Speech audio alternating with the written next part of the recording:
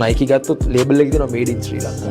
ඊළඟ අවුරුදු 5 මොකද්ද? වා හිතන කානේජ් කොතනද කියන්නේ? මම මුලින්දම බිස්නස් එක පටන් ගද්දිම දැකපු දෙයක් තිබ්බා. මේක ගොඩක් තැන්වලත් කියලා තියෙනවා. ලංකාව කියන්නේ ක්ලෝදින් වලට විශේෂ තැනක්. right අපි මේ සැපරල් ගන්න පුළුවන්, බ්‍රැන්ඩ්ස් ගන්න පුළුවන්, අයිටම් කම්පනීස් ලෝකේ Nike, Lululemon ලෝකේ හොඳම බ්‍රෑන්ඩ්ස් මහාන ලංකාවේ. අපේ අය තමයි මහන්නේ. ලංකාවේ අපරල් එක්ස්පෝර්ටර් කියන්නේ one of the biggest industries. නමුත් හැම වෙලේම ගියේ හදපු ප්‍රොඩක්ට් එක විතරයි. කවදාකවත් බ්‍රෑන්ඩ් එකක් ගියේ නැහැ. ඕක තමයි මම බිස්නස් එක දකිද්දි දැක්ක ලොකුම දේ. අපිට දැකලා තියෙන Nike ගත්තොත් ලේබල් එකේ තියෙනවා made in Sri Lanka.